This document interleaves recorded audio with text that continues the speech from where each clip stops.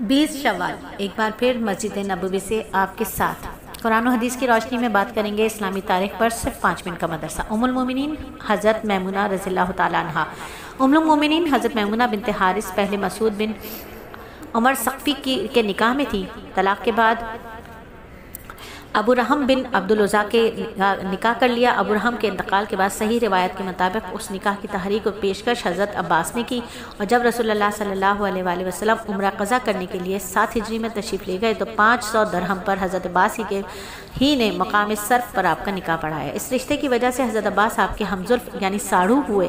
حضرت میمونہ نے اس سے محدثین اکرام نے 46 حدیثیں نقل کی ہیں، جن میں سے بعض ان کی فقہی مہارت اور مسائل کی گہرائی واقفیت کا پتہ چلتا ہے۔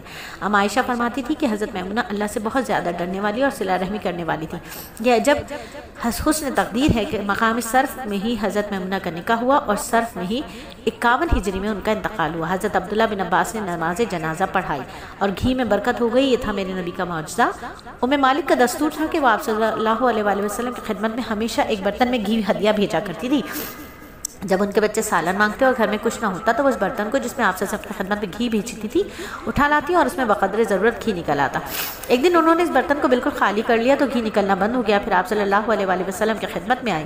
آپ نے فرمایا اگر تم اس کو خالی نہ کیا ہوتا تو ہمیشہ اس میں سے گھی نکلتا ہی رہتا، اور جنت میں داخلے کے لیے ایمان شرط ہے۔ اور ایک فرض کے بارے میں نبی صلی اللہ علیہ وآلہ وسلم نے فرمایا جس شخص کی موت اس حال میں آئے کہ وہ اللہ تعالیٰ پر اور قیامت کے دن پر ایمان رکھتا ہو تو اسے کہا جائے گا کہ جنت کے 8 دروازے میں سے جس سے چاہو داخل ہو جاؤ۔ اور جنت میں جانے کے لیے مرتے وقت دین کی بنیادی باتوں کا عقیدہ رکھنا بہت زیادہ ضروری ہے۔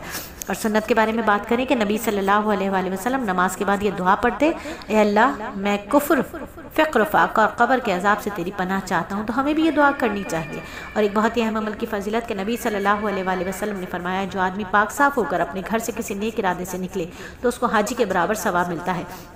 جو آدمی صرف نماز چاش کے ارادے سے نکلے تو اس کو عمرہ کرنے کے برابر ثواب ملتا ہے۔ اور ایک گناہ کے بارے میں بات کریں کہ قرآن میں اللہ فرماتے ہیں جو لوگ خدا کے دین میں جھگڑتے ہیں جبکہ وہ دین لوگوں میں مقبول ہو چکا ہو، ان لوگوں کو بحث کے ان کے رب کے نزدیک باطل ہے، اس پر خدا کا غضب ہے اور ان پر سخت عذاب نازل ہونے والے ہیں۔ اور قرآن میں اللہ فرماتا ہے دنیا کی زندگی تو کھیل و کود کے سوا کچھ بھی نہیں ہے، اور آخرت کی زندگی ہی حقیقی زندگی۔ کاش یہ لوگ اتنی سی بات سمجھ لیتے۔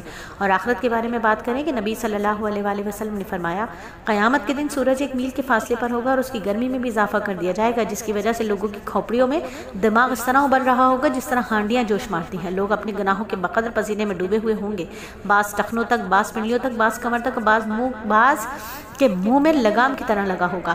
اور طب نبوی سے علاج کے نبی صلی اللہ علیہ وآلہ وسلم نے فرمایا جسے بخار آ جائے وہ 3 دن غسل کے بعد یہ دعا پڑھے اسے شفا نصیب ہوگی، اے اللہ میں نے تیرے نام سے غسل کیا شفا کی امید کرتے ہوئے اور تیرے نبی صلی اللہ علیہ وآلہ وسلم کی تصدیق کرتے ہوئے۔ اور نبی صلی اللہ علیہ وآلہ وسلم نصیحت فرماتے ہیں قرآن ہمیشہ پڑھتے رہا کرو۔ اللہ کی قسم قرآن اس سے بھی جلدی نکل جاتا ہے جتنی جلدی اونٹ رسی توڑ کر بھاگ جاتا ہے۔